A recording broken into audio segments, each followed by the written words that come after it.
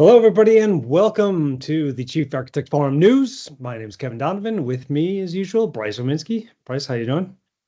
Good to see you, Kevin. Lots of stuff happening today. I think we're going to talk about two major angles today that are even somewhat related. And, the first one I think is really topical. There was some stuff I saw recently with Kathy Woods talking about the evolution of AI, and really we're just at the start of it, and how this is evolving into some other things. And I know we had a little bit of a chat where we're talking about where are these systems really going. So today we've got this idea of really single agent AI and something like ChatGPT, right? We're pretty familiar with those use cases. And now we're evolving really on a few fronts. One of them is increased contextually aware agents where they're able to work with people. There's memory augmentation. There's this idea that it can understand my context better. We're also moving towards collaborative AI and multiple agent systems, right? And this is this idea that they can also, of course, understand the context in ecosystems, which opens up a whole range of applications that I don't think a lot of people talk about, but also the ability to collaborate with each other, lean on specialized knowledge, and even down the road, have their own goal orientation. So we may have multiple agents interacting, each with subtly different goals. And finally, we're moving towards like learning, autonomous agents, adaptive AI, which is starting to move towards this idea of even more autonomous, ecosystems. And finally, we're going to be moving to this idea of almost like the transhuman movement, where you have the, humans and AI systems being integrated. I think this is all really exciting. And I guess, starting, we all see the single agents right now, but I think we're also starting to go towards agentic systems. I think that's really where we are right now, Kevin. What are your thoughts on this whole thing? Yeah, it's an interesting evolution, and in some ways it seems obvious, but I think it will also surprise. I kind of make an analogy back to like early days of the internet. I think, some of my very first, even before the World Wide Web, when it was, Mhm. Archie and, whatever protocols you were using, it was basically just information retrieval. And I thought of it as a big library, some kind of supercharged encyclopedia. But then, we started getting the read write web and APIs and exchanging information, and it became much more than just anything as static as a library or an encyclopedia. And I think that will start happening with multiple agents becoming context aware and then adapting and self-learning. And especially, of course, the lights will go on when it's very personalized for people, where it's goal oriented and you can have talked about goals that you have, and then it starts surfacing things for you that you didn't even really ask for in that session because it knows this is something you're working on. That I think will start to, several aha moments will start happening. Yeah, I mean, one of the things we were talking about, but just before our call, and I really think this is a huge possibility, is the idea of emergent threat detection, whether that's in an enterprise architecture system or Mm. even something as diverse as a human, some sort of a diverse ecosystem. It could be like social media, perhaps. It could be like geopolitical information. I mean, we've already got companies like, Palantir that are out there really looking across those broad spaces to build out what's happening and then build out responses, right? And I mean, we've already seen a variety of tools or enhancements to tools, for instance, in the security space, right? I mean, one of the things is we see companies like Darktrace, Varonis, even Mm. Microsoft Defender's enhancing itself to look for social patterns and identify them, or new network patterns. So we're not limited anymore by, oh, here's this, like you were saying, this library lookup of a virus pattern. We can actually look for novel attempts to do things that are really different and shut them down. And I mean, there's the flip side to that, I guess, in that we're also going to see Mhm. AI find novel patterns to do things. So Yes. uh, I think this is really exciting, going forward. are we bringing, it's one of those things do we really have a choice about going forward, and evolving in some of these things? Or, some people are talking about, the slowdown, this slowdown in buying chips, but I don't really see this when you start looking at the use cases. And then you start to build these use cases to agentic, ecosystems. Even with healthcare, another topic that we probably want to maybe cover a bit today. But this idea that I can look now at an entire health ecosystem and start to build recommendations from that and make suggestions. This really dramatically changes the way I think we're going to be looking at software going forward, Kevin. Yeah, it was interesting when you're talking about intrusion detection, network perimeter analysis, threat detection. That's always been a black hat, white hat, cat and mouse, and described as an arms race, which the AI chip wars, is often, analogized to now. That is certainly going to be happening when people inside, just in this little sphere of threat detection, cybersecurity, there will be AIs that are generating algorithms to detect normal versus abnormal, and AIs that are trying to defeat. So it will be an artificial intelligence arms race to protect the network. That'll be an interesting fight to watch. Well, and we start to build. We look at what's happening to the human being right now, and I'm kind of led to almost wonder. There was this thing that started. I don't know where it is these days. They called it the transhuman revolution, right? And it started with, I think, one of the companies was Cyborg's Nest, where they had these people putting like an implant into their sternum that could tell them when they're facing true north, and the idea was to experiment with a new sense. I don't know if I want to have a sternum implant, but if you look, we were discussing earlier, we got Elon Musk's company right now. Their Neuralink has already gone into clinical trials, Kevin. Like, there's some stuff happening there. Yeah, there are patients. One guy's, I think, had it, the first has had it for almost a year now. There was a good Wired article. I only saw the blurb. Yep. I didn't click in, but yeah, that'd be interesting to see. But yeah, I think they've got like a robotic arm or something that they're controlling with it for at least one person in there. I don't know the whole thing. There's apparently 4 people in the study. So, a lot of this is really, when I look at this is really like a sci-fi world coming true. Good and bad, right? And I don't know, like, how do you really stop it? I don't think you can. I think you have to use it to control it. I don't think you can use old technologies to control new technologies, right? I think that's the other thing when we start to look at ethical patterns. I don't think it's going to be, let's restrict it, because as long as that knowledge is there and somebody can use it, you're sort of in danger mode, right? Like, I'm almost thinking of the Homer Simpson or the Simpsons episode where they, the world unilaterally disarms, and then the aliens come, I think, with one stick and start hitting people because we don't have any weapons, right? And that's an exaggeration, but it's kind of the idea. If you disarm so much, and I think this is truer with AI than anything else, that you need to keep up. There is a Simpsons episode to describe everything. The finest show on television. But yeah, right. No, there's no way that you can. These systems are marking the shift from pre-trained, pre-coded intelligence to dynamic learning. And yeah, it can fine-tune itself and its understanding of users and environments. So yeah, we're sort of highlighting the negative aspects, but the positive aspects are going to be amazing also, as it doesn't just learn, but kind of evolves alongside you. That'll be fantastic. I'm trying to recall the name of a book, and I'm just, as we're doing, I'm doing a quick search to find it.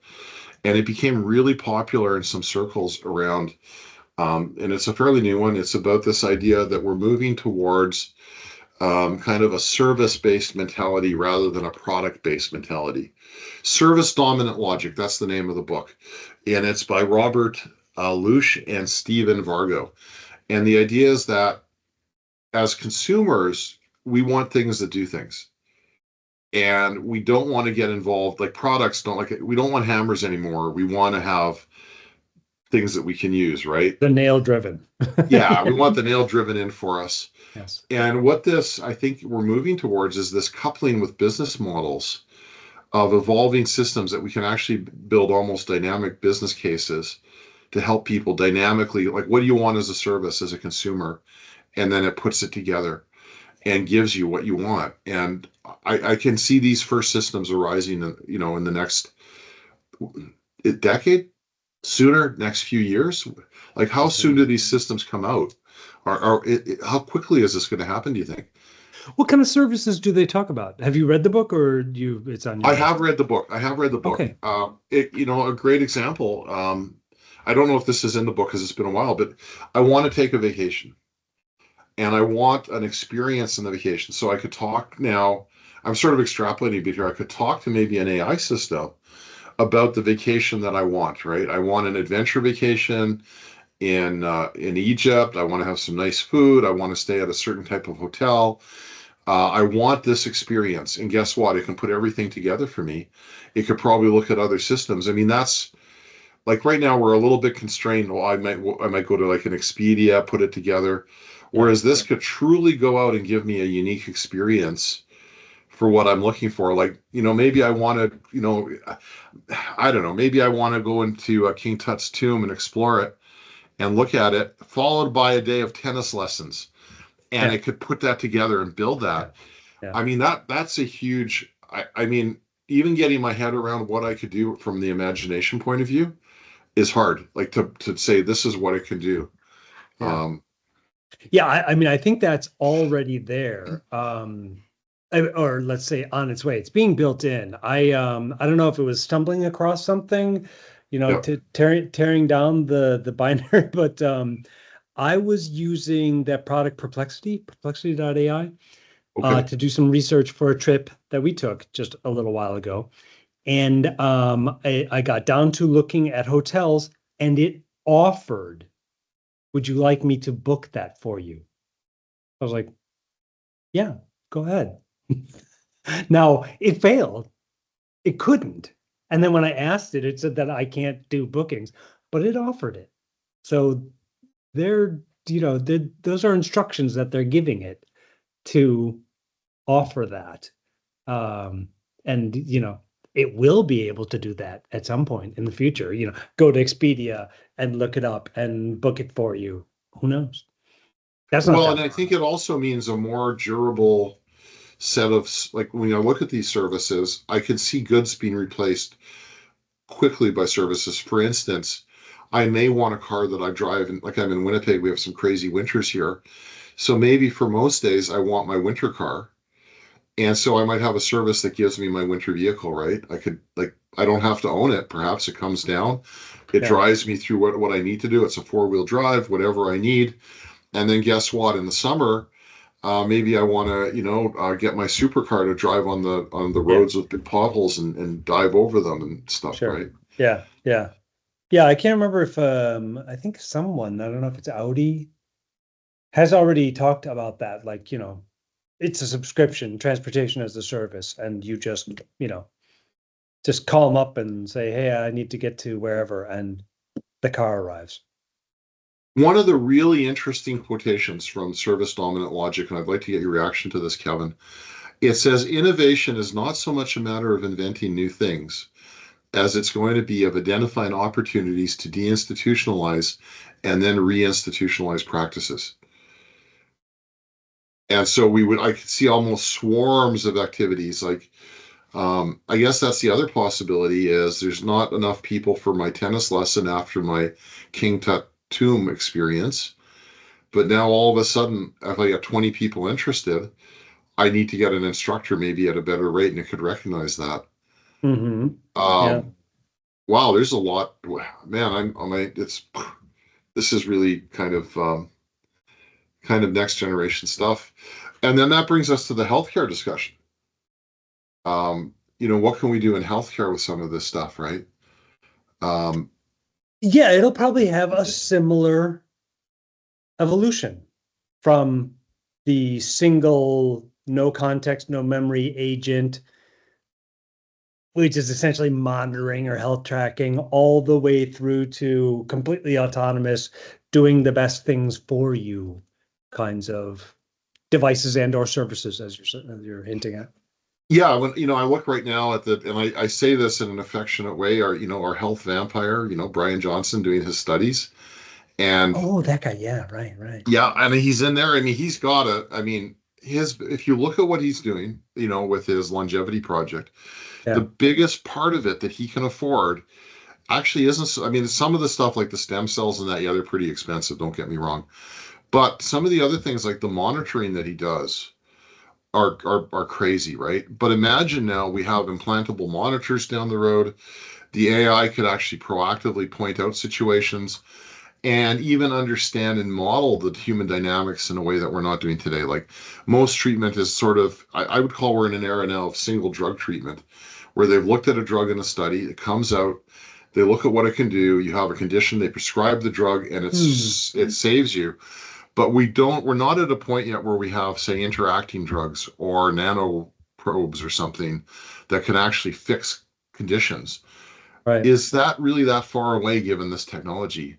Like, I think we're going to see that in our lifetime, probably the decade even. What are your thoughts on that, Kevin? Well, yeah, it's interesting to think about, any kind of treatment, and you're mentioning, with pharmaceuticals, and could they be interactive for better benefit, proactive tracking, then personalizing care, based on your genetic profile, and then yeah, finally, I mean, not just wearables, it's things that are inside you and monitoring and optimizing in real time, stopping disease before it Right. starts. AI driven longevity. That's an interesting direction. Yeah, absolutely. Or even looking at your genetic code, what's happening, it would be so contextually, customized to individuals, right? Yeah, maybe that drug would work for that person because they have that gene, won't work for this person. And so now we're going to see the integration, I think, of technologies in here, a real convergence with things like CRISPR technology, which allows us to do gene editing, right?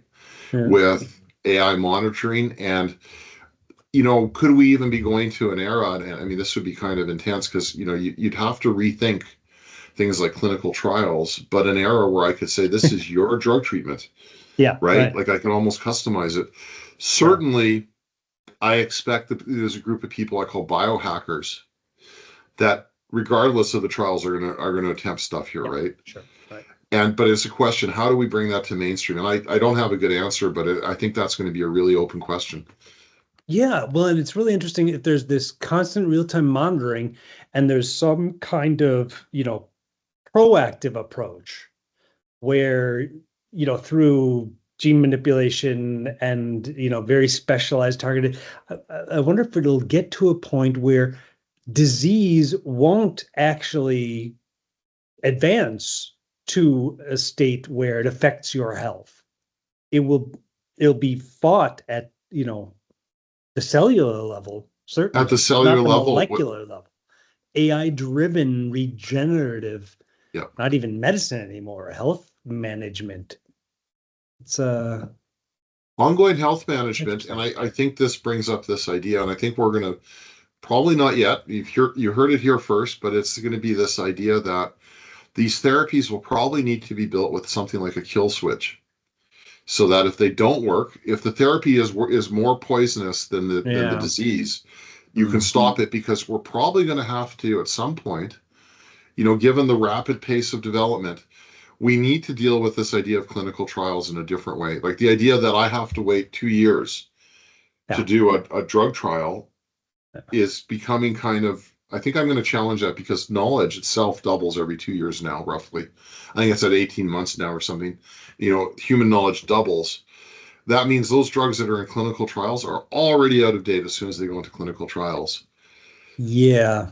Yeah. And And how do especially we when it's yeah, that specialized, safety, maybe, but efficacy, that goes out the window because yeah, it worked on those 200 people. Well, that says nothing on so specialized of a Right. protocol, whether it's And going to so work we on. may have to look at drugs again with different ideas built into them, different kinds of intelligence built into the, well, and this is an interesting idea, and I think we're going to see this built right into materials, into the drugs itself, some level of intelligence creep into that.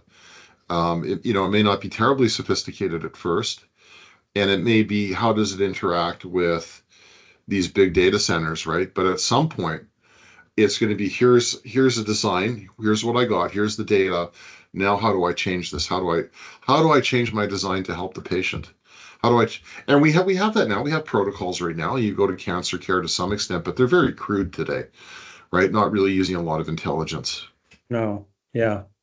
Yeah, and then when you bring in the context awareness, whether the context is cellular or organism, if that can be orchestrated by, the chip in the back of your head, Wow. that would be very interesting. That could be very So enlightening. let's leave off on this question, and my answer is I'm going to wait a little bit. But are you in line now to get the Neuralink chip yourself? I've had my hand up for a decade. Okay. Yeah, I'll take it. I'm thinking wait at least 6 months. Okay. But it sounds exciting. All right. Kevin, Yeah. great I mean, discussions version today. 0.2, let them get the bugs out. Especially with that one. Absolutely. Yeah. Yeah. I'll let you know when I get it, I'll start out by showing the back of my head. Right on. Great discussion. Thanks, Kevin. Likewise. Thanks, Brice. See you, everybody. Cheers.